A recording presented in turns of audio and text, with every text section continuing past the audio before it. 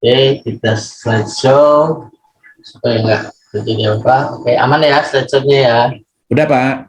Oke, jadi eh, ini kalau 2 jam ini tuh kan materinya itu standarnya standar dari COVID ya. Jadi COVID itu punya guideline untuk mendesain rancangan apa yang harus disampaikan pada saat eh, training gitu. Jadi secara umum itu ada introduction, ada intended audience, jadi apa istilahnya, apa nanti benefit ke audiensnya, kemudian produk-produk apa yang dipublish oleh COVID, kemudian bicara konsep tentang COVID mulai dari prinsipal, kemudian tentang governance management objektif, kemudian goal cascade, komponen, design factor, fokus area. Jadi nanti tier 4 ini yang agak lebih apa ya, lebih kritikal. Kemudian nanti bahas bagaimana mendesain dan mengimplementasikan dan mengcustomize sistem governance-nya, kemudian relasi dari desain dan implementasi. Jadi ada guideline desainnya dan seperti apa implementasinya, itu relasinya seperti apa. Kemudian COVID informasi system, jadi sistem untuk mengukur keberhasilan COVID seperti apa. Kemudian summary dan ada tambahan case study ya. Jadi saya mau sharing juga apa yang pernah saya praktekkan di dalam menggait salah satu institusi di lembaga keuangan non perbankan ya, menggunakan toolkit yang disediakan oleh COVID itu sendiri. Jadi ini sebenarnya training untuk 5 hari itu kita kemas dalam 2 jam, tapi konteksnya awareness ya. Jadi sharing insight untuk awareness. Jadi kalau mau ingin training yang lebih detail lengkap nanti bisa dengan chapter Saka lah. Jadi ini yang akan nanti saya sharing gitu ya. Kemudian untuk teman-teman saya bukan lihat itu teman punya background, punya pengalaman gitu ya. Saya di sini konteksnya sharing insight aja apa yang ada praktis kan dari yang apa di pikiran saya, coba untuk memberikan sharing dan pengalaman, kemudian hal-hal apa yang perlu ditekankan untuk lebih memberikan awareness ya. Oke, kita langsung tentang COVID. Jadi kalau bicara COVID ini singkatan dari Control Objective Information Technology. Jadi itu adalah lembaga yang oleh ISAKA gitu ya. Terus, nah kita mulai dengan ada judulnya kan EGIT ya, Enterprise Governance for Information dan Teknologi. Jadi ada kata governance. Mungkin rekan-rekan, teman-teman, atau Bapak Ibu pernah dengar kata-kata governance atau mungkin lebih ke government-nya ya, bukan dari ke governance-nya. Nah, konteks governance-nya itu kalau di korporasi itu biasanya mungkin sering didengar tuh namanya tuh GCG ya, Good Corporate Governance. Good Corporate Governance, kalau di pemerintahan ada government. Kita nggak bahas itu apa definisinya segala macam, itu nanti akan lebih banyak segala macam. Tapi pastikan kalau governance itu kalau di bahasa Indonesia kan namanya tata kelola. Ya. Kalau governance itu sebenarnya itu manage sebenarnya. Governance itu manage. Kalau government itu kan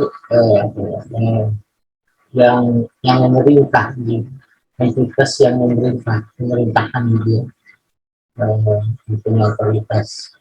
Nah, konteks governance ini adalah tata kelola macam-macam, itu bisa tentang konsep sosial di dalam organisasi atau bicara tentang ini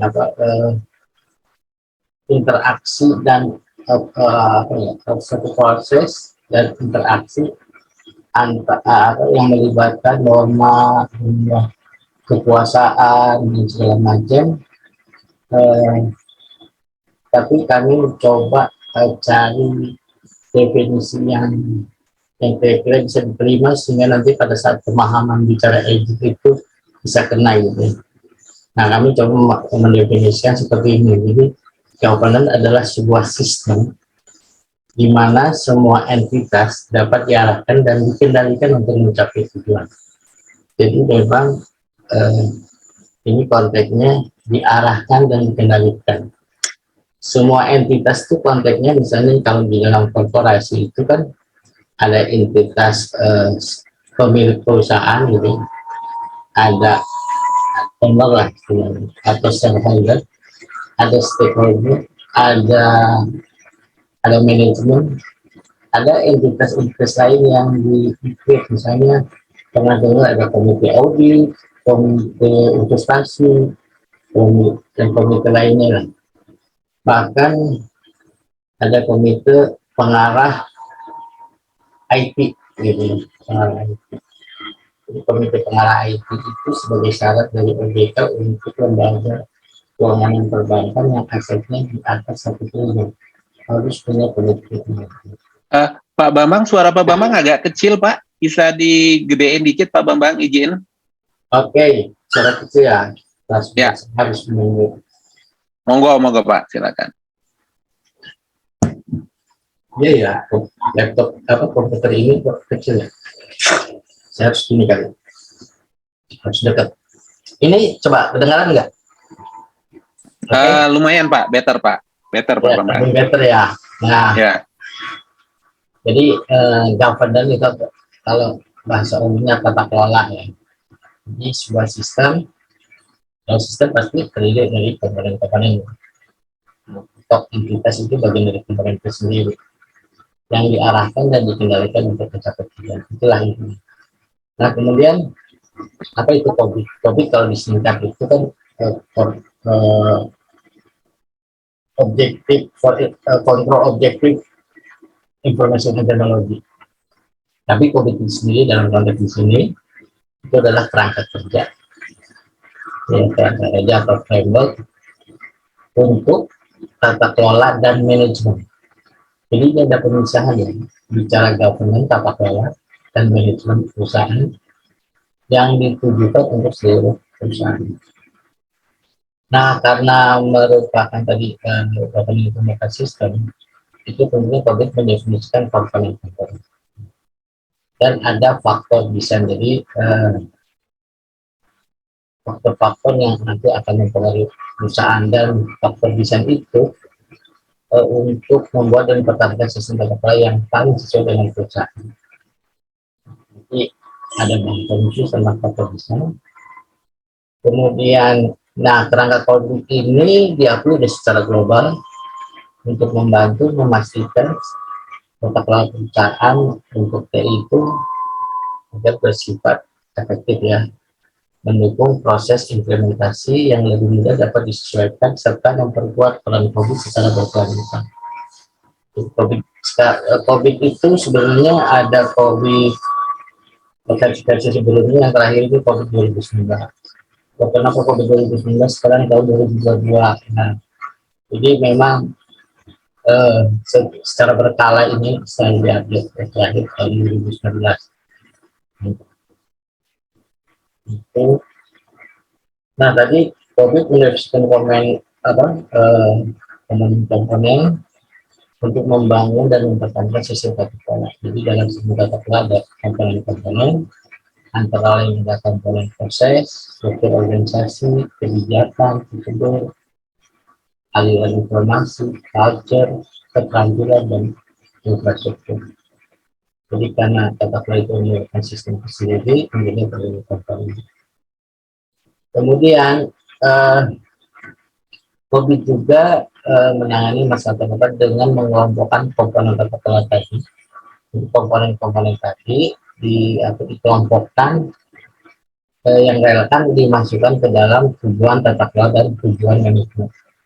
Jadi ada governance objektif, ini tujuan tata kelola, dan ada manajemen objektif di tujuan manajemen. Dan nanti di atasnya itu dialign-kan dengan masing-masing komponen tadi. Ya, sehingga bisa dikelola juga tingkat komponen kematangannya bisa ditingkatkan. Jadi misalnya untuk mencapai salah satu tujuan tata kelola dan satu tujuan manajemen dari masing-masing komponen itu mana yang harus diperkuat. Dan dari keseluruhan itu nanti bisa menggambarkan tingkat capability-nya ya. Bahasa Indonesia ini disini sudah digunakan kemampuan dan tingkat maturity-nya. Di sini tingkat kemampuan. Nanti kita bahas juga apa yang dimaksud maturity, apa yang dimaksud dengan capability of kemampuan. Nah, di COVID juga mendefinisikan faktor desain ya, yang perlu dipertimbangkan perusahaan dalam membangun sistem data kelola yang sesuai. Jadi COVID sudah punya framework gitu ya, tapi dalam mengimplementasikan perlu didefinisikan faktor desain karena setiap perusahaan itu berbeda, setiap perusahaan itu unik sehingga harus disesuaikan dengan menggunakan pendekatan faktor desain. Nah, nanti di COVID sudah memiliki yang namanya toolkit untuk mendefinisikan faktor desain tersebut. Ada 11 gitu. Kita bahas gitu. Nah, kita jadi gini, kalau COVID itu membedakan antara konteks governance, board level management, dan manajemen. Ini sebutnya area. Nah, kenapa itu harus dibedakan? Karena konteks governance itu harus bisa ngontrol kepada manajemennya. Kalau manajemen saja, siapa yang ngontrol, siapa yang meminta yang jelas. Nah, kalau ada konteks governance clear. Ya. Ada board level, ada executive level. Nah, dalam konteks governance ini dalam rangka untuk memastikan kebutuhan stakeholder semua tidak kepentingan ya, atau segala persyaratan itu dievaluasi dan untuk membalance terhadap tujuan perusahaan kita seluruhnya itu apa istilahnya itu dari governance. Dan kedua adalah memberikan arahan direction mana yang perlu diprioritaskan dan mengambil keputusan. Kalau manajemen itu kalau nggak salah itu bedanya itu kalau manajemen itu make a decision, kalau government itu take a decision. Nah, take decision ini isinya take decision. Saya nggak tahu ini kok decision making. Ada YouTube yang gitu. Kalau government itu take decision, manajemen itu make decision.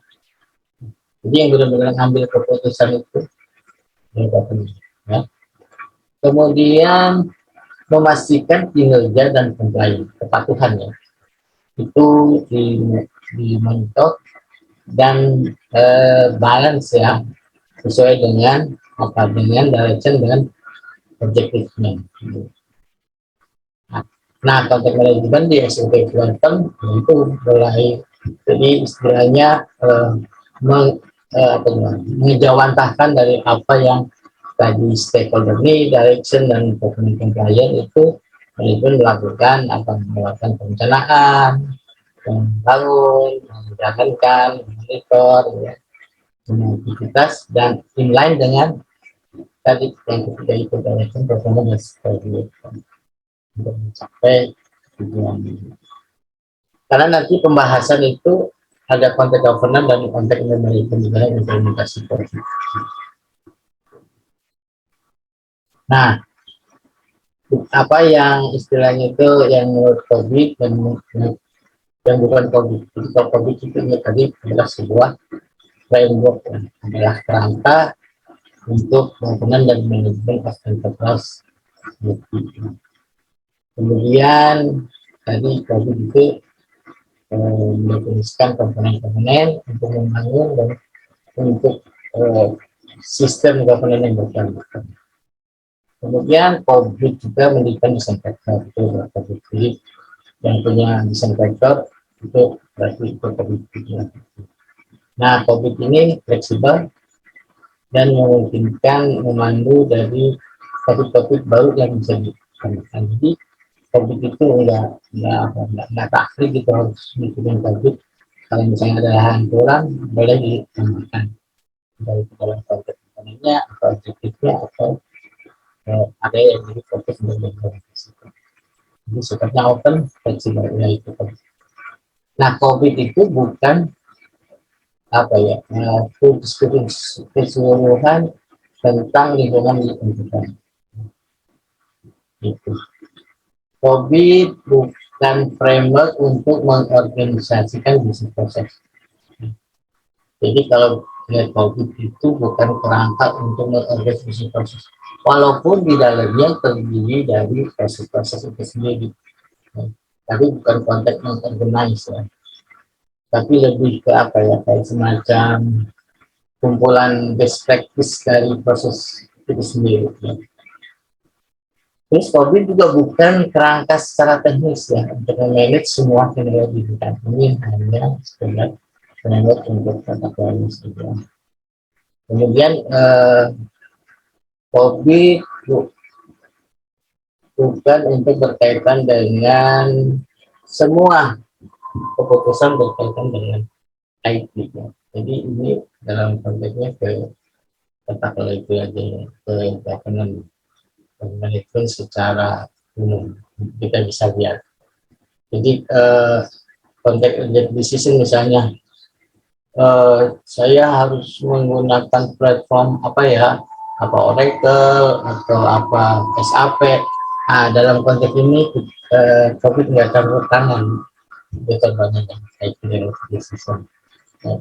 Tapi tidak bisa menentukan itu. Gitu. Misalnya mau pakai platform IT atau nggak pakai platform, gitu. Nah, ini konteks COVID 2019 apa yang mendorong COVID 2019 ya. Ya tentunya dalam rangka mengoptimasi tata kelola IT. Kemudian COVID 2019 itu dalam rangka juga supaya relevan dengan setiap perubahan lingkungan. Kemudian COVID 2019 itu dalam rangka juga untuk membangun apa ya, kekuatannya, termasuk juga kira-kira apa peluang untuk improvementnya atau peluang untuk perbaikan selanjutnya. Nah, tentunya COVID juga ada beberapa keterbatasan yang dari COVID sebelumnya. COVID ini jadi kami baik jelaskan. Nah, kita bicara apa? Kalau bicara benefit itu sebenarnya cuma 3 COVID itu. Jadi bagaimana dalam rangka apa ya, merealisasikan manfaat ini. Jadi dengan adanya IT itu mampu melahirkan manfaat dan nilai yang sebenarnya.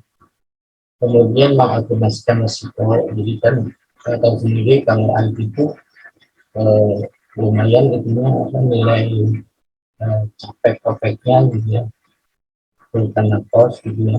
Jadi kalau tidak ada risiko gitu ya, itu udah effort luar biasa misalnya mendevelop suatu misalnya informasi gitu, tiba-tiba nggak terpakai risikonya sekali karena udah ke apa ya,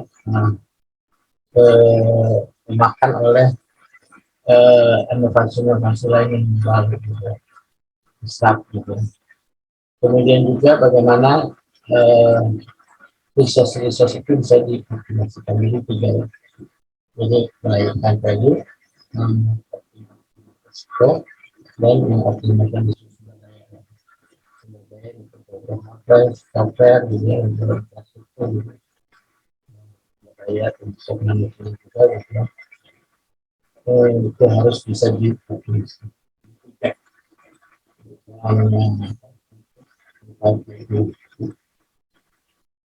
Jadi ini secara summary-nya ini tunjukkan value itu tadi ada 3 merealisasi manfaat energi informasi, mengoptimalisasi dan mengoptimalisasi sumber daya informasi. Nah, konteks IT sebenarnya memang ujungnya itu bagaimana bisa create value gitu. Tapi untuk DPR itu harus balance, ya. Balance antara kebutuhan bisnis dan IT, atau lain lah, selaras gitu, selaras.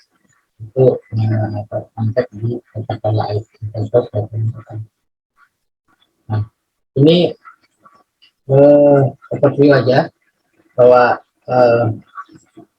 apa sih ininya, apa manfaatnya ya, COVID ini gitu. Jadi kalau misalnya dalam konteks board itu sebenarnya ini COVID itu berguna untuk memberikan insight, ya, bagaimana mendapatkan value dari penggunaan IT.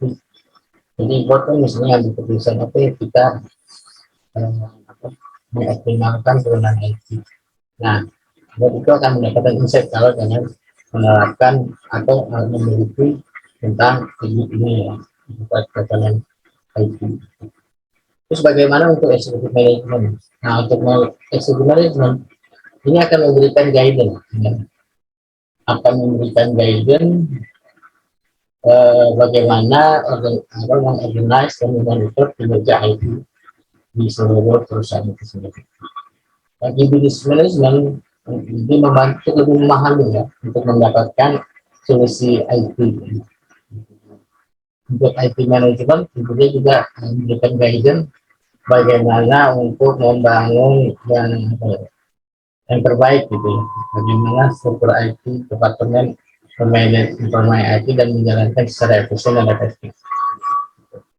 Bagi insurance provider ini atasnya penyedia semacam sistem gitu, audit dan segala macam gitu. Ini membantu memanage dari independen gitu untuk meyakinkan asistensi efektivitas dan efektif dari sistem internal kontrol tersebut. Nah, manajemen risiko untuk manajemen risiko ini membantu meyakinkan identifikasi dan melihat semua related IT. Jadi nanti di konteks governance sama konteks manajemen itu juga nanti ada objektif berkaitan dengan risiko ini juga.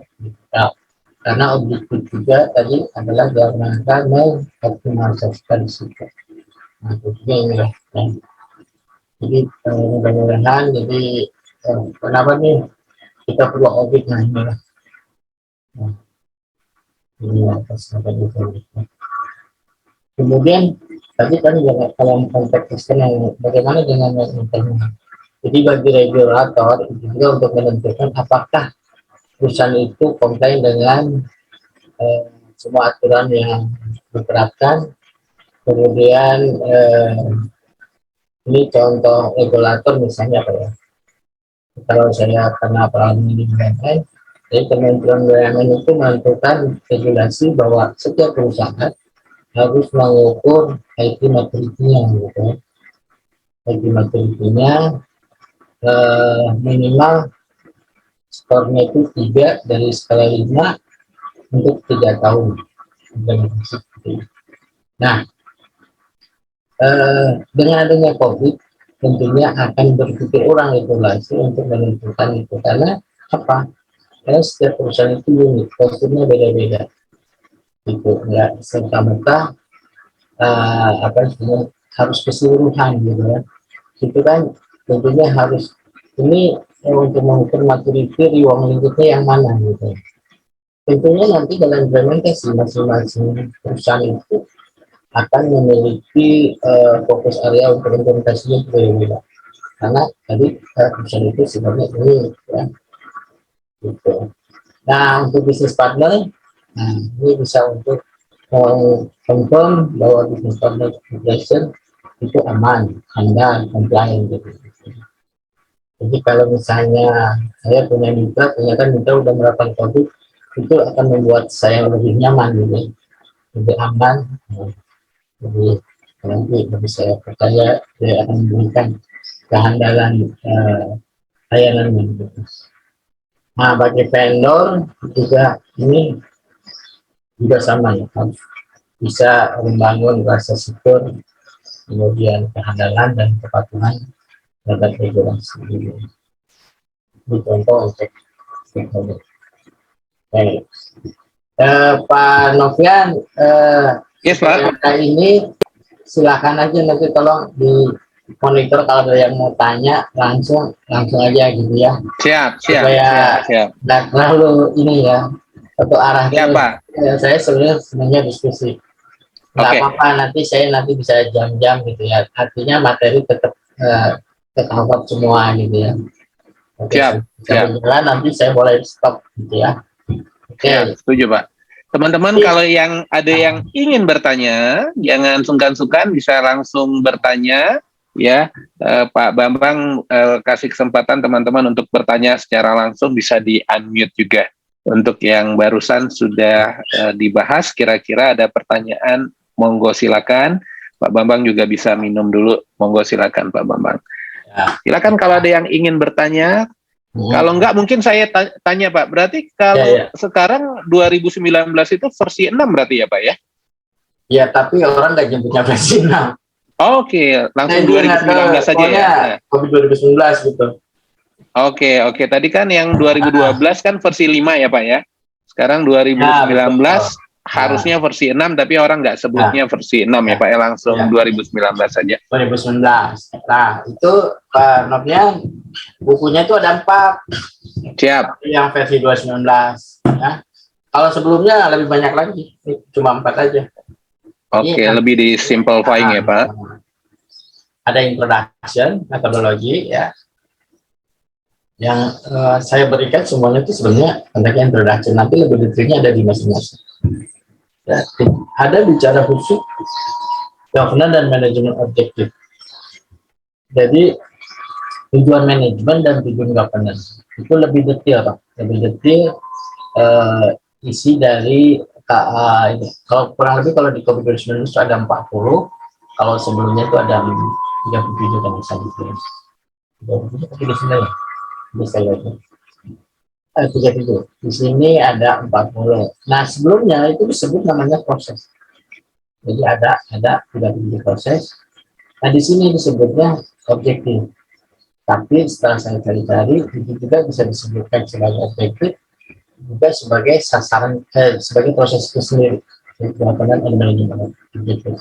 Jadi kalau di governance itu ada 5 governance objektif atau proses. Nah, sisanya itu ada di manajemen objektif atau manajemen proses. Gitu ya. Nah, di buku 3 bicara desain, rancangan. Rancangan ini di buku 4 bicara implementasi. Nah, struktur tadi yang saya sampaikan juga udah mungkin struktur juga. Ya. Kalau ada yang nanya ya, jadi kalau yang tadi di pusat itu isinya pedoman baik terhadap perangkat ya. Baik perangkat itu introduksi dan metodologi sama governance dan manajemen objektif itu harus bicara. Yang buku 3 udah bicara desain guide, jadi dalam rancangan bagaimana merancang jadi sistem governance itu untuk perusahaan yang sifatnya mengikuti. Nah, kalau setelah dirancang, terus dari tempat ini mana yang mau jadi fokus? Kan nggak semua harus melakukan itu. Nah, baru diimplementasikan. Nah, implementasikan mirip-mirip inilah pendekatan sendiri dulu. Cek situasi sekarang, terus mau di aspek seperti apa, gambarnya untuk mencapai itu apa yang harus dilakukan. Ini perspektif dulu. Nah, sekarang gini, untuk momen COVID itu nggak bisa potong-potong ya, harus paham itu. Makanya di sini yang kunci itu kita bicara apa sih di konsep ya, konsep atau konsep ke model dari COVID itu sendiri. Jadi cara konsep itu gambaran besar lah ya, apa abstraksinya ya. Jadi nah, sebentar saya ini, oke. Jadi kalau bicara konsep itu nanti di konsep COVID itu ada dari principle, kemudian objektif itu sendiri baik itu komponen komitmen, ada goal based case, Jadi bagaimana menurunkan objektif tadi, kemudian ada komponen dari governance system, ada fokus area, dan ada disinfektan. Ini gambaran abstraksi yang ada di COVID 2019 secara konsep. Ini kita bicara prinsipal ya. Nah, prinsipal itu ada dua dalam konteks governance system. Ada prinsip dalam konteks framework. Jadi kalau kalau yang bicara governance system itu ada komponen ini, tapi ada prinsip bagaimana nanti di dalam mengelola sistem governance tersebut. Ya. Jadi prinsip di dalam konteks governance system pertama itu harus memberikan nilai kepada stakeholder. Itu prinsip. Ya. Jadi kalau misalnya IT tidak memberikan nilai, ya untuk apa gitu ya? Nah, makanya prinsipnya harus benar-benar. Itu kedua, bahwa governance system adalah pendekatan yang holistik, yang menyeluruh.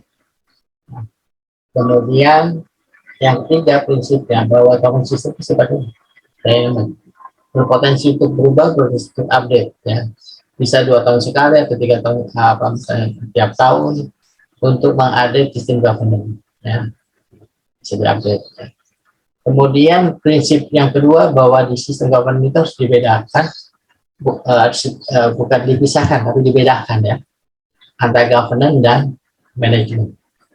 Yang tadi kan di framework aja udah dibedakan area governance dan area manajemen. Jadi kalau governance itu memberikan direction, arahan, mengevaluasi untuk memastikan kinerja dan kepatuhannya gitu ya, dan memastikan juga memenuhi kebutuhan stakeholder ya. Manajemen yang mengeksekusi untuk memberikan pemenuhan itu tersebut. Kemudian prinsip yang kelima adalah bisa customize terhadap kebutuhan perusahaan. Jadi nggak aku COVID-19 ini bisa di customize lah. Mungkin nanti pada saat bicara disinfektan bisa digunakan. Nah, sistem ini adalah end-to-end governance system. Jadi pengertian end-to-end clear. Jadi bicara nanti di governance objektifnya, di dalam proses itu ada komponen yang namanya alur proses. Itu clear end-to-end. Inputnya ke siapa, outputnya ke siapa. Ya. Jadi keseluruhannya juga nanti end-to-end-nya jelas. Kembali user atau customer kembali ke customer lagi. Bahasa sebutannya seperti itu. Nah, kemudian prinsip untuk untuk frameworknya itu sendiri yang tadi saya perlihatkan sebentar tuh, itu framework ya, modelnya gitu. Jadi itu berdasarkan konsep model. Nah, makanya saya tadi tampilkan model. Itu namanya yang tadi tampilkan yang ada governance yang ada 40 proses itu model. Open dan fleksibel. Jadi fleksibel, bisa Anda bisa mau take semuanya atau hanya beberapa atau mau menambahkan, silakan ya. Dan inline dengan major standar yang ketiga. Jadi misalnya bicara tadi ada manage project, nah itu inline dengan PMBOK lah ini.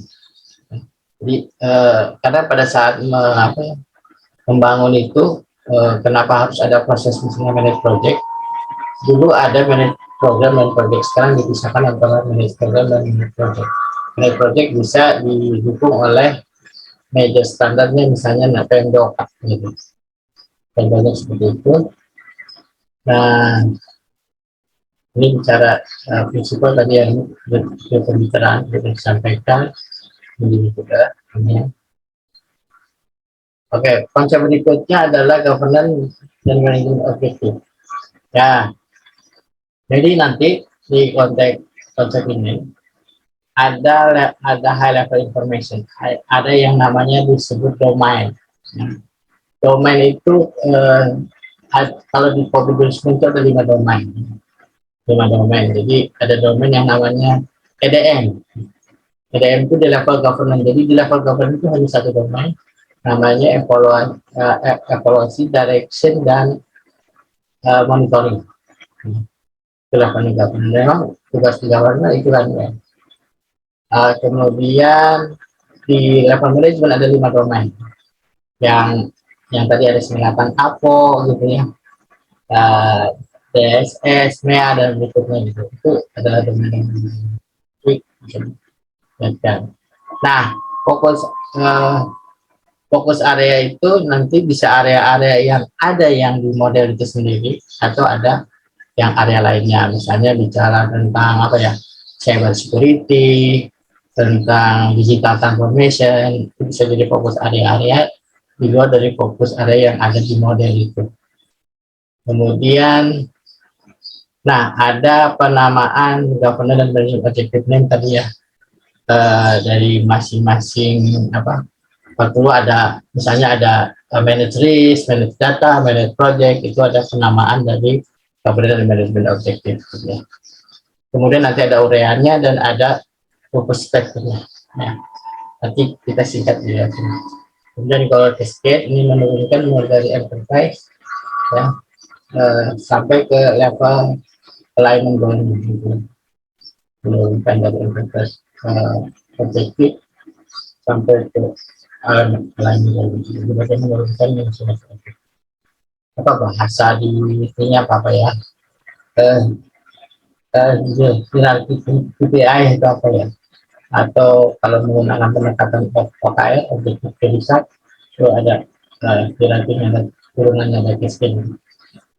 Kemudian bahwa dari masing-masing ini ada kaitannya dengan komponen, ya, ada komponen, ada proses, ada organ structure, informasi flow item, people, kompetensi, ya, dan kebijakan. Nah, misalnya bicara proses, ada praktisnya, ada aktivitasnya. Nanti untuk peran-perannya ada satu organisasi. Oke, ini gayanya. Kemudian ini ngeling dengan tadi ya, standar dari mana, cross-rivernya. Jadi itu yang ada di governance and objective, itu di buku 2 sebenarnya, di buku 2. Jadi ini ya, ruang lingkup governance dan management objective tadi, itu masih penjelasan mengenai governance objective. Jadi ada governance proses, ada management proses. Governance objektif, ada management objektif. Jadi intinya tadi EDM tadi ya, evaluate, direct, dan monitor. Jadi management proses ada plan yang APO ini, ada BA, ada build, ini ada DSS, ada nanti yang lainnya.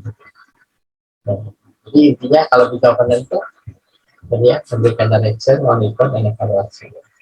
Itu plan, build, plan, dan monitor itu. Oke.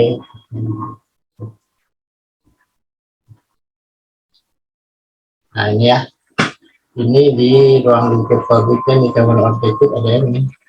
Ya, ini tuh yang namanya domain tadi. Jadi di government objective ada satu domain, di juga ada 5 domain. Ya. Nanti dari masing-masing dari apa? Masing-masing ini nanti diturunkan menjadi proses-proses. Ini kalau itu sama dengan PDCA lah ya, ini plan gitu ya, ini do gitu ya, ini cek gitu ya.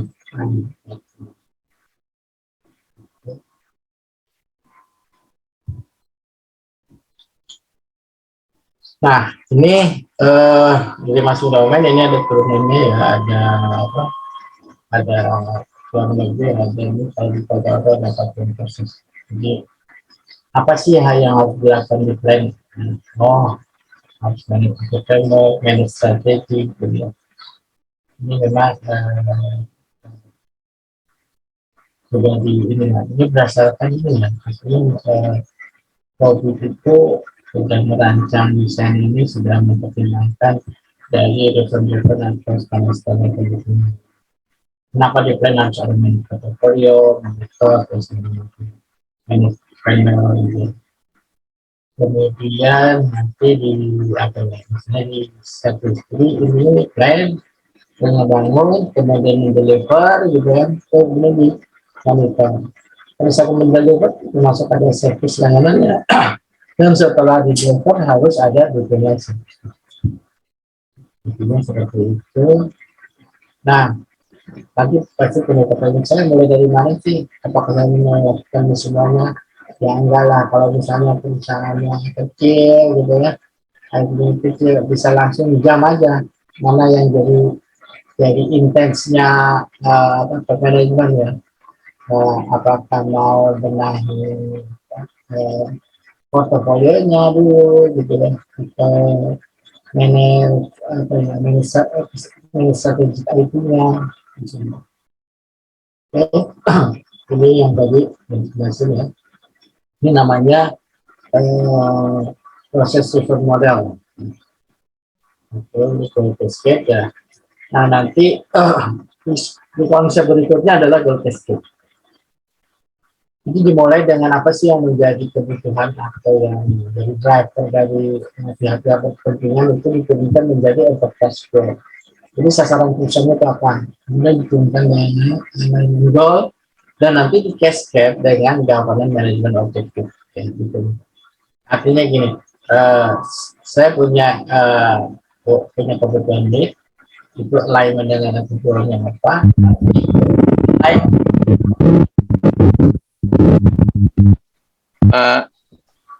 Oke, Sebentar, ini ada suara sebentar.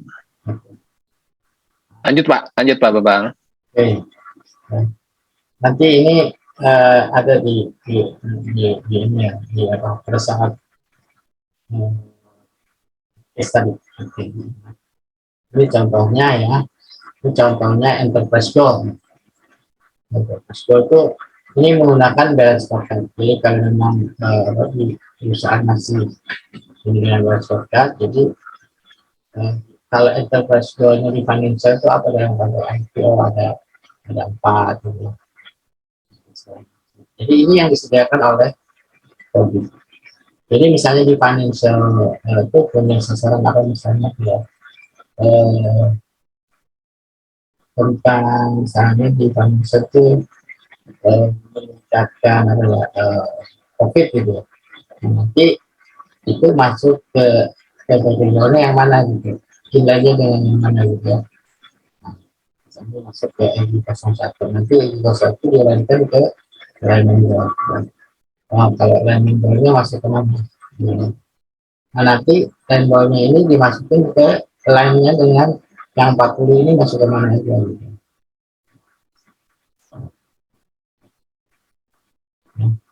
Ini urutannya. Saya jelaskan. Nah, jadi ini. Tadi ada alignment goal, nah ada 13 enterprise goal, ini ada alignment goal. Jadi kalau misalnya enterprise goal-nya manage risk gitu ya, itu AG-nya itu masuk di AG01, misalnya IT compliance support for business compliance with personal law and regulation. Nah, kalau alignment goal-nya ini berarti yang apa?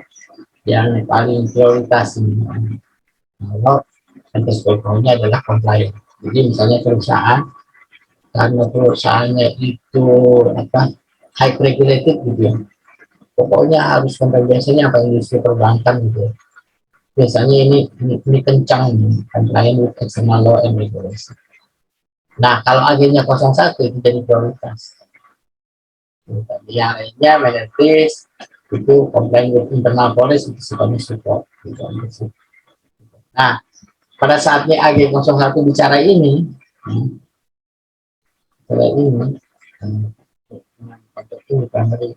itu diturunkannya ke masing-masing 40%. Jadi ini tadi misalnya ada 2, oh ternyata yang menjadi primary itu yang utama itu adalah ensure risk optimization. Jadi ada yang berusaha juga.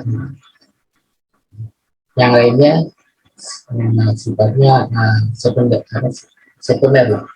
Kalau primary itu sebenarnya istilahnya dia related dan signifikan gitu kan, punya impact ya. Tapi kalau sifatnya S itu dia relatif pada kutip tingkat signifikannya saat signifikan, tapi yang lebih signifikan adalah IPI. Jadi dari masing-masing agen nanti dikirimkan ke masing-masing fakultas. Nah, ini pertanyaan mana sih di antara 40 itu yang harus kita prioritaskan untuk diimplementasikannya? Kita boleh pilih PP ini. Nah, tentunya kan setiap perusahaan itu kan tingkat kapabilitas dan kemampuannya kan beda-beda. Tapi kita bisa adjust sesuai dengan kemampuan. Tapi dari aplikasi COVID-nya itu sudah bisa memberikan informasi mana yang perlu diprioritaskan dan yang tidak. Nanti ini bisa lebih detail lagi di aplikasi itu mana yang ditentukan dan dipilih fokus area ini harus ya. Ini sekedar contoh-contoh aja ya. Kalau misalnya ini editor satu di balance automation measure interpretasinya ini kemudian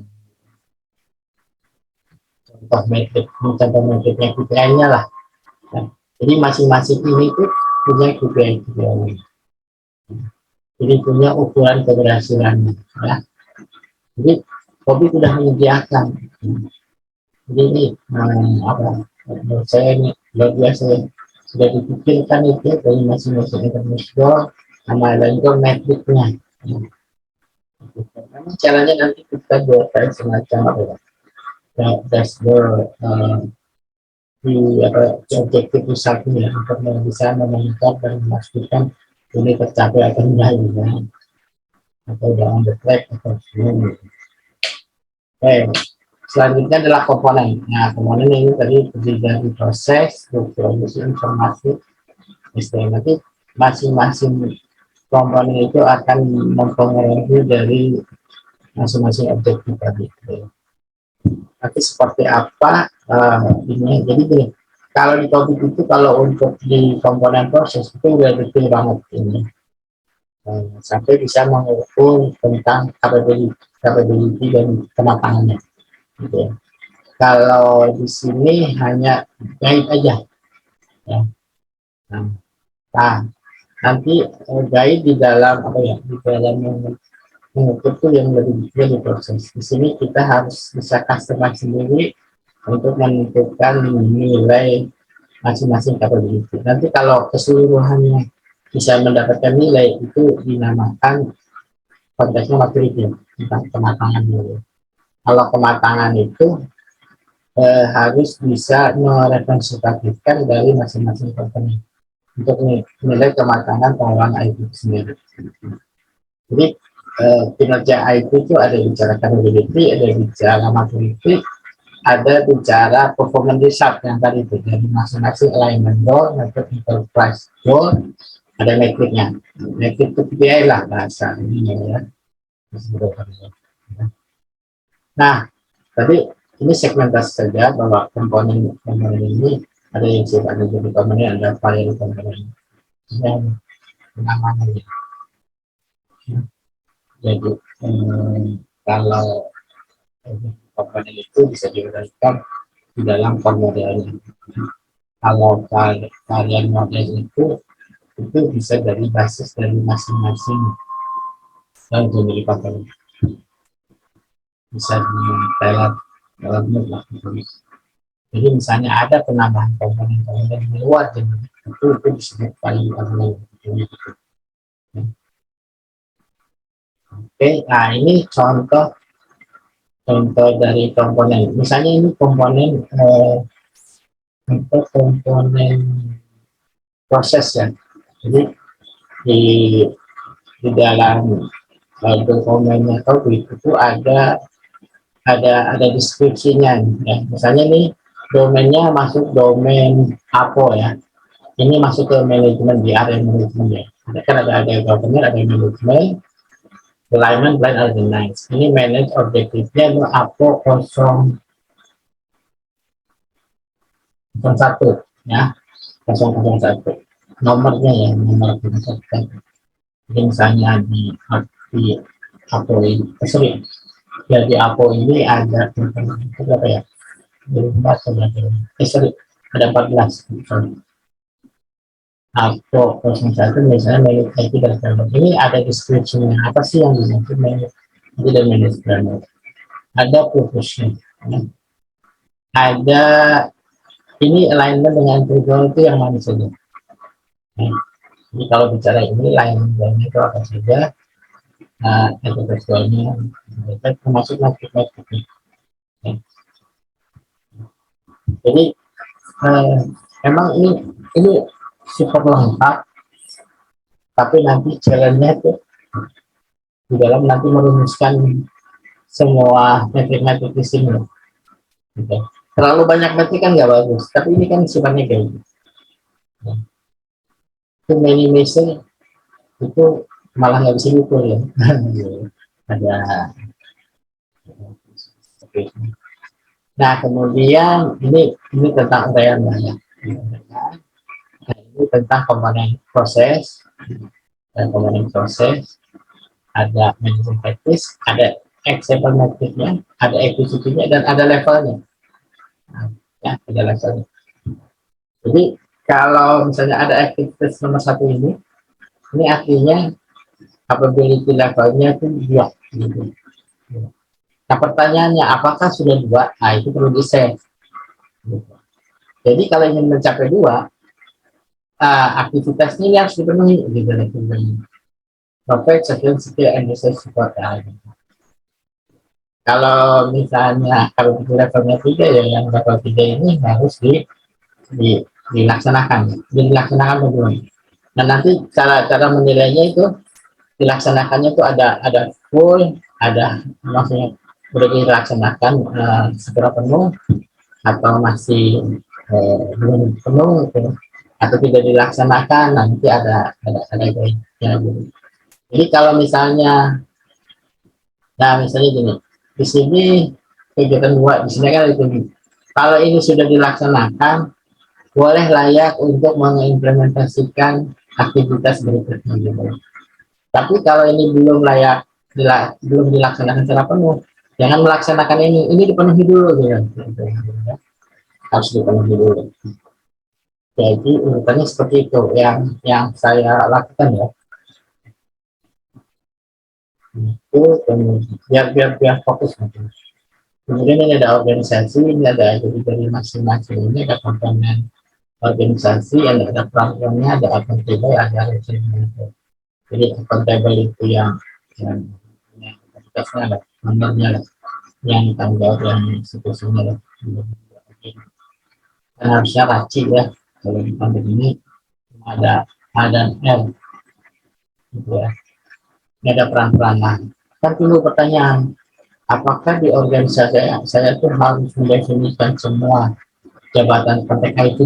Ya kan ini macam-macam, ada chief risk officer, ada chief technology officer, ada chief digital officer. Wah di situ saya belum ada gitu.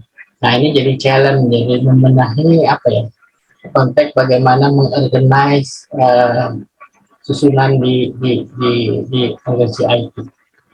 Dan ini bisa outsource, bisa internal. Ini nanti tanya ke SDM-nya, kebijakannya gimana, apa kriteria kita bisa menggunakan outsource, insource, gitu kan. Untuk IT itu apakah kita harus takut menggunakan tenaga outsource gitu, yang mana yang dari outsource memang gitu. Karena kan terbatas kemampuan IT gitu ya. Apa ya, misalnya untuk misalnya nih ke konteks chief digital gitu. Kalau kita udah punya teknis, nggak apa kalau belum, makanya ada dua, mengakuisisi atau develop butuh waktu lama gitu. Ini dikejar waktu rendah gitu untuk IT. Nah itu tantangan yang nanti akan dihadapi. Ada head arsitek gitu, coba ini kan. Nah untuk itu sangat apa? Harus clear di dalam nanti buat kebijakan tata kelola itu, termasuk tadi peran. Nah, fungsi-fungsinya itu akan dilakukan oleh fungsi mana, misalnya ada chief risk officer, kan nggak perlu di IT harus ada risiko ya, cukup di fungsi lain yang memang mengelola risiko gitu. Kemudian misalnya ya, ada beberapa organisasi yang memisahkan fungsi IT dan fungsi data gitu. Ya, gimana organisasinya. Oke. Nah ini tentang komponen informasi flow, jadi ada input, ada output. Jadi dari masing-masing proses atau objektif tadi, atau kalau di sini diturunkan menjadi practice, itu ada input, ada output. Jadi jelas di sini variabelnya apa ya sebagai input, itu dari proses yang mana gitu. Ini udah kayak gini.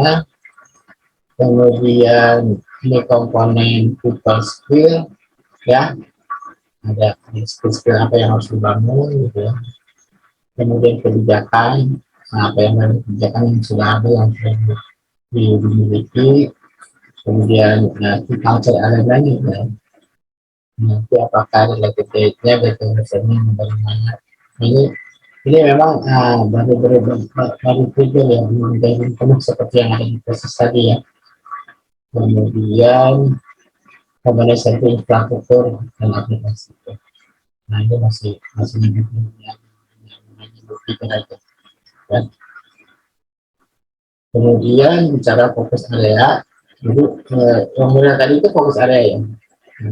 Jadi nanti contoh fokus areanya itu kita nggak tahu size-nya apa, size-nya perusahaan ya. Tadi semua akan media. Jadi ini contoh area-area yang bisa di custom, di tailor gitu ya. Di samping fokus area yang ada dari model tadi yang dari 40 proses atau objektif tentang risiko, tentang default, tentang operation, tentang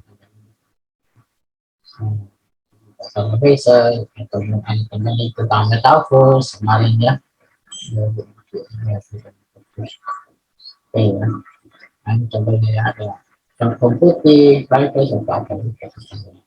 Nah kalau di COVID itu ini masih COVID model areanya. Jadi dimaksud fokus adalah fokus area yang terkait dengan permodel dari 40 misalnya fokus area yang mana dia 40 apakah model 8 atau model 10 atau 5 tergantung nanti analisa atau mau di customize ditambahkan dengan fokus area lainnya. Jadi desain vektor itu faktor-faktor yang mempengaruhi desain sistem pekerjaan mau seperti apa gitu ya. Kemudian ini juga menentukan positioning IT untuk sukses di dalam pemanfaatan IT sendiri. Ya. Di sini nanti ada detail guidance. Detail guidance itu nanti menggunakan toolkit ya, dalam menentukan ini. Ya. Jadi ini kan bicara tentang konsep, salah satunya adalah disinfektan. Nah, ada kurang lebih berapa ini? Sebenarnya di 11 disinfektan. Jadi nanti faktor yang mempengaruhi ini sebenarnya akan mempengaruhi posturnya perusahaan. Perusahaan kan unik. Di dalam menggunakan IT kita harus cek dulu lah. Kalau dokter untuk memberikan resep itu kan harus dicek dulu tuh. Nah, di tadinya matanya segala macam. Nah, nah kan kalau sudah diperiksa matanya, diperiksa detak jantungnya, sama juga lah. Kalau konteks ini kita periksa juga nih, ya. Strategi interpretasi apa, goalnya, diskopenya, gitu ya. Ukuran besarnya perusahaan, kemudian landscape dari ancamannya, kemudian requirement dari compliance, tingkat kepatuhannya, peran IT-nya mau diarahkan kemana. Terus searching model untuk sumber daya IT-nya mau model seperti apa, implementasi IT-nya mau apa, mau adopsi atau mau build buat sendiri gitu. Ini strateginya seperti apa gitu ya. Kemudian ya tentunya ada faktor-faktor lainnya yang akan datangkan sifatnya fleksibel tadi ya, akan boleh ditambahkan atau apa gitu. Tapi ini guide-nya ini. Nah misalnya ini contoh misalnya ini enterprise size ya. Enterprise size itu ada medium, ada small gitu ya. Misalnya kalau misalnya implementation model ya, implementasi model itu tuh mau menerapkan apa nih model implementasinya, misalnya dengan agile, apa dengan development operation, DevOps gitu, atau tradisional atau hybrid ya. Jadi mau apa ya, kolaborasi ya, ya agile iya ya tradisional iya gitu. Atau misalnya, aduh, baru berpikir, jalan DevOps sama hidup, saya masih tradisional, saya belum kesampaian gitu ya. Nggak apa-apa, kita definisikan tradisional. Ya. Nah, nanti punya impact nih kalau kita tradisional, kira-kira dari 40 proses itu menjadi fokus area yang mana gitu, nanti bisa otomatis terlihat apa yang dilakukan. Ya, contohnya apa ini?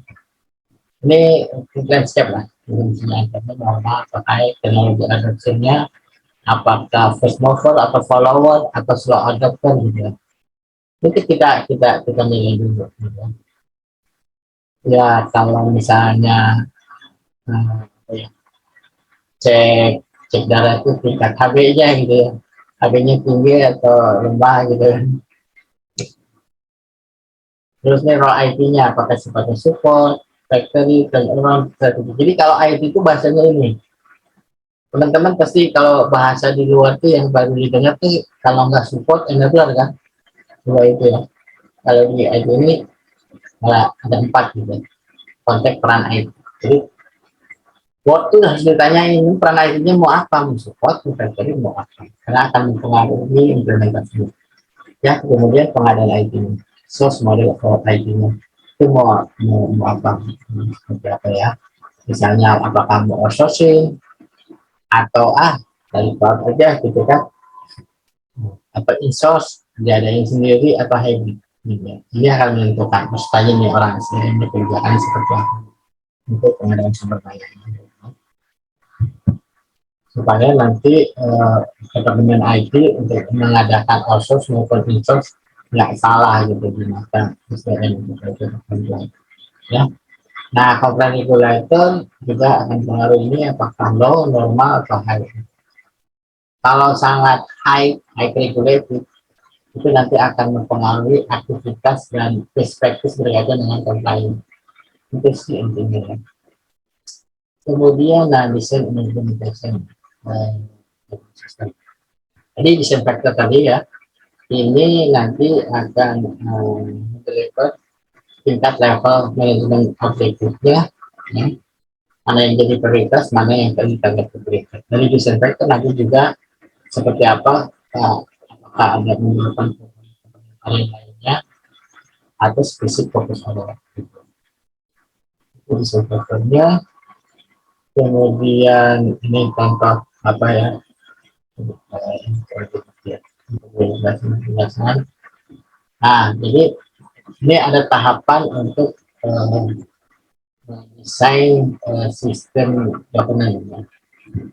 Jadi tahapannya itu ya pertama harus pahami dulu konteks konteks enterprise-nya, strategi dan konteks enterprise. Sama lah kalau di ISO itu ada governance konteks. Nah, nanti harus dipahami dulu strateginya perusahaan apa, objektifnya apa, profil risiko perusahaan ya, bukan profil risiko IT, profil risiko seperti apa, terus isu-isu berkaitan dengan IT itu apa. Kemudian masuk ke tahap berikutnya menentukan area, scope area atau ruang lingkup yang bisa dibantu dari governance system.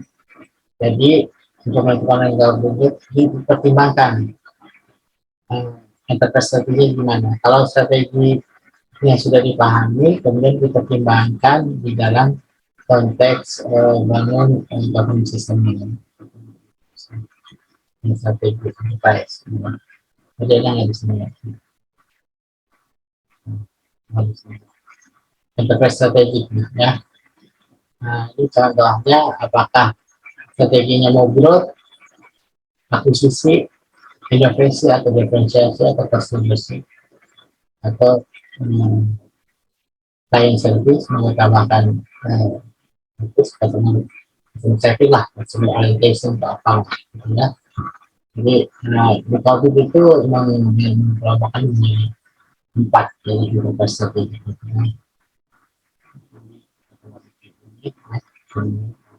Kemudian setelah goal nanti ada goal cascade ya. Tadi dilakukan goal cascade nanti bisa ditemukan ruang lingkupnya yang mana gitu ya. Ruang lingkup atau fokus area dari 40 proses tersebut. Kemudian perhatikan risk profile. Jadi kalau tadi ada risk profile perusahaan, nanti pertimbangkan risk profile enterprise terkait dengan IT. Ya, itu kemudian isu-isu berkaitan dengan IT. Sebenarnya gini, isu-isu itu sudah disediakan sama Covid, tinggal ada contoh yang dikasih apa ya, pemilihan skala satu atau sampai 5. Ya. Kemudian merefine cukup dari sistem ini setelah ditentukan dan kita melakukan refine, kemudian mengkonklusikan apa yang menjadi fokus. Ya, ini nanti bicara implementation dari hasil yang tadi ini, ya, terus bagaimana nanti diimplementasikan. Intinya seperti itulah. Nah, konteks implementasi itu ada 3 program ya. Yang warna biru ini namanya program manajemen.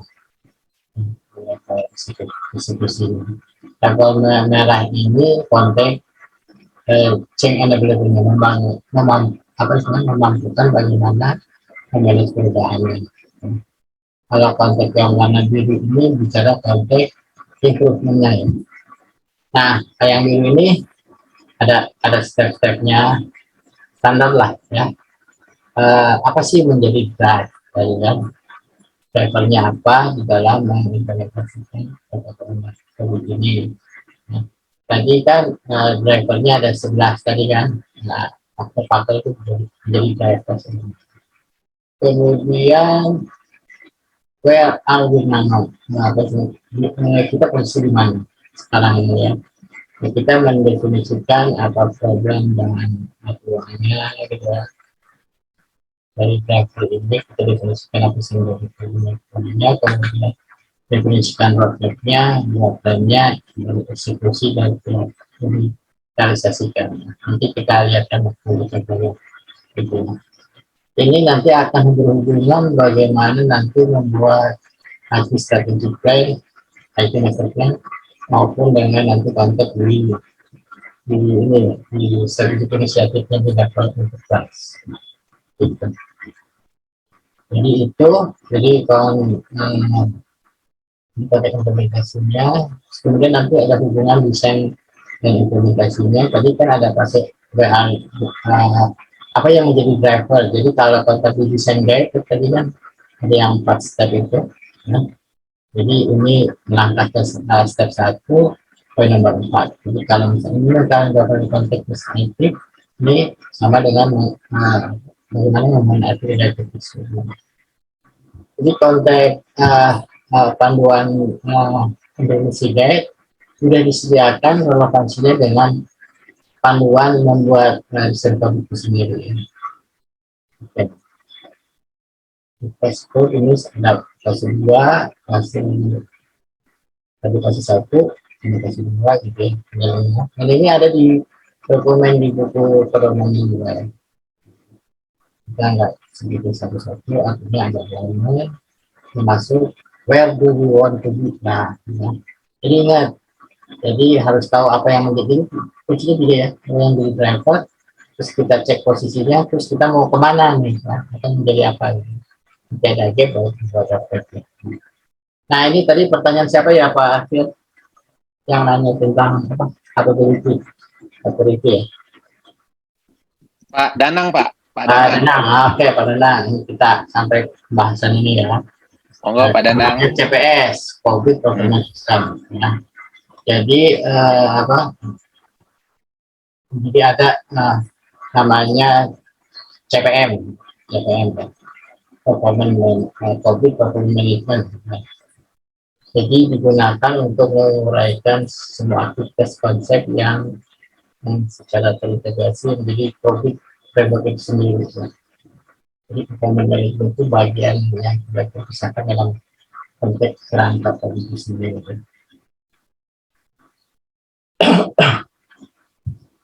Jadi CPM ini nanti akan untuk tentang bicara capability, maturity, termasuk juga mengukur metrik.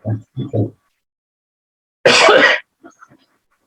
Tapi di sini harus memenuhi prinsip. Jadi sebenarnya itu simple, mudah dipahami dan digunakan.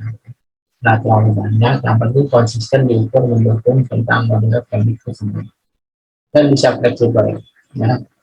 Misalnya contohnya apa ya, misalnya ini deh, ada ukurannya yang namanya, pernah dengar Indi 40 readiness ya, ada pernah dengar industri 4.0 2.0 readiness index, benar.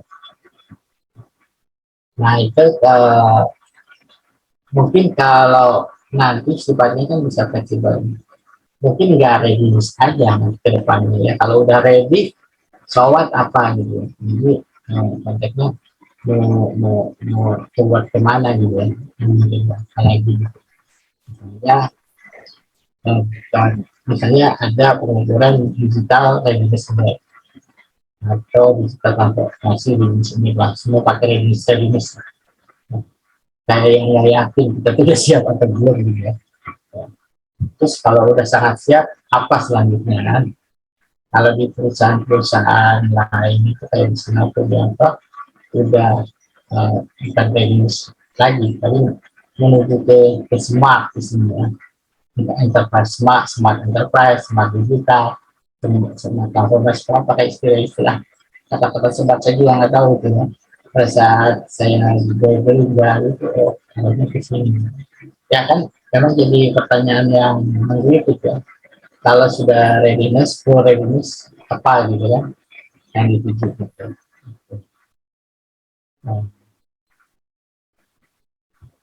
Nah, di sini tuh ada dua ya, ada contact maturity, ada contact capability ya. Jadi kalau tool yang digunakan sebenarnya pakai CCMMI 2 versi 2 ya. Dan ini sudah dibeli ya,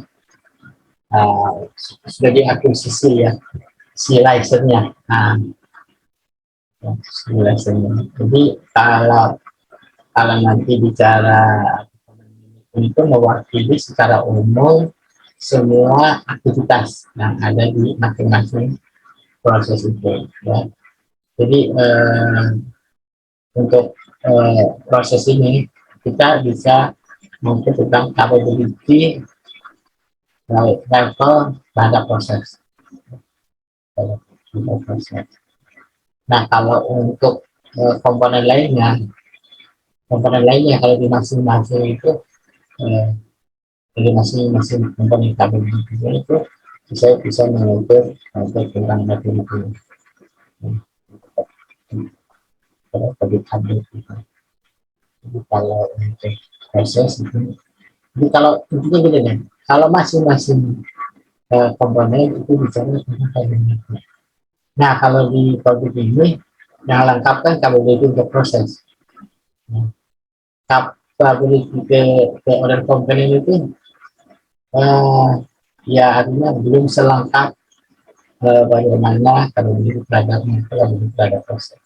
Nah ini yang bisa di-customize dalam cara menilainya. Nah, oke, nanti bisa dilihatkan lagi. Jadi nah inilah apa, ini definisi level capability maupun levelnya. Jadi seberapa baik proses penyelesaian dilaksanakan. Jadi kalau yang di level yang paling rendah itu sifatnya reaktif. Jadi struggle banget untuk mendukung bisnisnya gitu. Namanya basic ya, nah masih punya harddisk tersentralisasi, jadi hanya member yang yang paling kritikal, masih basic control ya, sudah mengambil pelatih sistem seperti bisnis. Nah level berikutnya naik lagi ya, sudah punya pendekatan dalam mengembangkan sistem yang nanti mendukung konteks developer service-nya atau mengcreate produknya gitu ya. Ini sudah mulai dalam optimalisasikan bisnis. Itu level yang sudah mulai. Tapi level berikutnya sudah fokus ke customer dan tahan. melakukan ekspor pada bisnis. Jadi ID-nya itu sudah enabler lah. Jadi bisa mengakses kebutuhan kliennya yang esensial, ya, untuk merespon terhadap kebutuhan bisnis. Nah, di level 3 sudah bisnis kita sudah leading lah. Jadi IT bukan of the business enablement, the true. Jadi untuk sekedar insight aja ini. Kalau dulu itu memang suka lari ke enablement. Nah, nanti ke depan itu yang jadi kalau di awal kita bisa support sebagai bisnis enabler. Nah itu IT itu ya bisnis itu sendiri. Jadi teknologi is business itself. The business is teknologi itself. Jadi sudah embedded.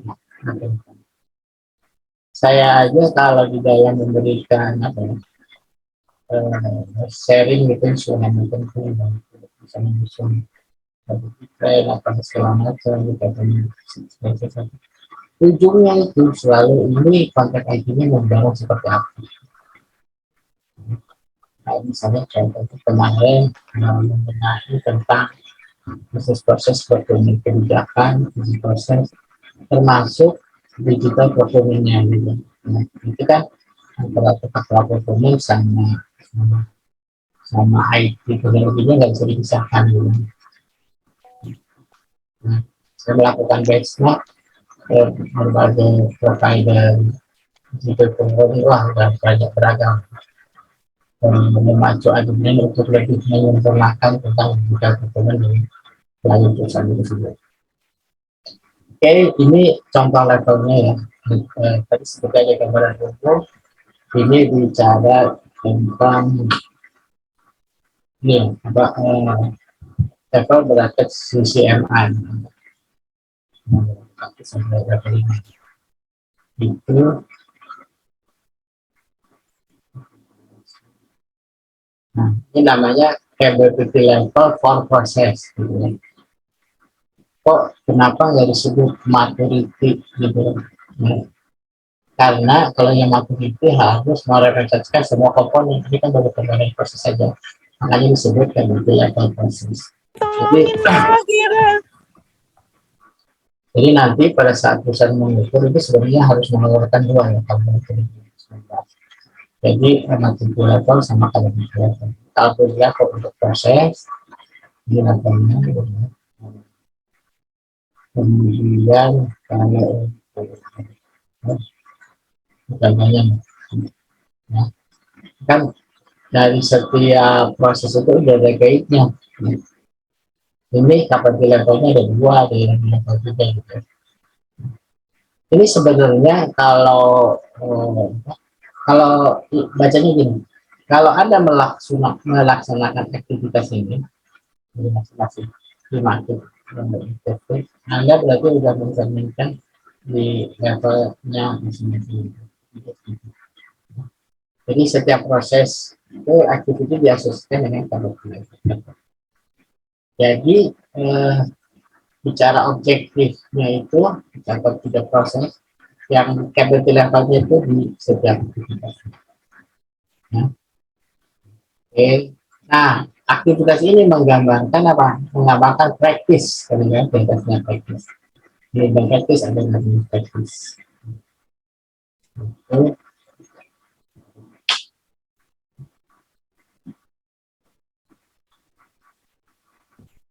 Nah, ini cara untuk menilai ya. Menilai rating setiap aktivitas. Ini ada apa? Skala, jadi ada full, ada rate, ada persen, ada kinerja. Jadi kalau full dia kalkulator itu tercapai lebih dari 60%. Kalkulator intensif formula 60%. Bisnisnya judgment call, finish 12%. Haji 50% itu judgment aja ya, melihat kondisi. Dan itu biasanya itu melakukan assessment itu bisa dengan apa? Dengan survei dan nanti kita klarifikasi itu dengan evidennya atau dengan reviewnya gitu. Tapi kita pilih gitu. Nah, kemudian parsial balas analisis. Nah, biasanya pertanyaan-pertanyaannya itu dari setiap aktivitas gitu ya. Kalau misalnya gini, pada saat ini ditanya apakah evidence preferential itu sudah dilakukan, kalau dia menyatakan masih 80%, 85% berarti dokter, Anda tidak perlu menanyakan ini. Gitu. Berarti fokus yang dia harus kerjakan selesaikan ini dulu. Gitu. Di aktivitas spesifik. Baru bisa berlanjut ke pendidikan. Tapi kalau ini sudah full established dilaksanakan, gitu ya, baru ditanyakan ini. Jadi ini yang jadi fokus Anda untuk diimplementasikan. Kalau masih di dan yang poin-poin nggak perlu. Jadi kalau nanti buat roadmap tuh nggak perlu memasukkan poin-poin. Kalau setelah dises karena posisi sekarangnya sudah. Dan ini nanti akan memperkaya bagaimana menyusun program di fungsi IT-nya.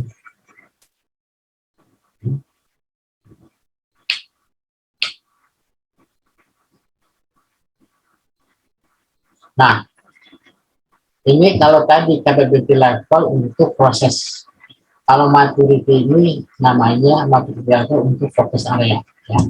Jadi fokus area itu semua dari masing-masing proses itu digambarkan dari masing-masing aktivitas, termasuk komponen-komponen yang lainnya, baru itu diukurlah maturity level. Jadi komponen lain yang selain proses itu harus di-assessment bisa menggunakan pendekatan yang tadi. Ya. Ini guidance dari topik itu sendiri ya.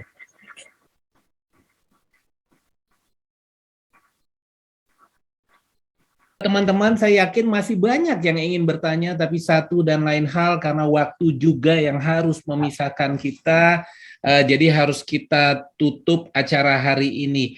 Izin Pak BW bisa close Pak, saya ada sedikit paparan closing Pak BW. Oke, mantap.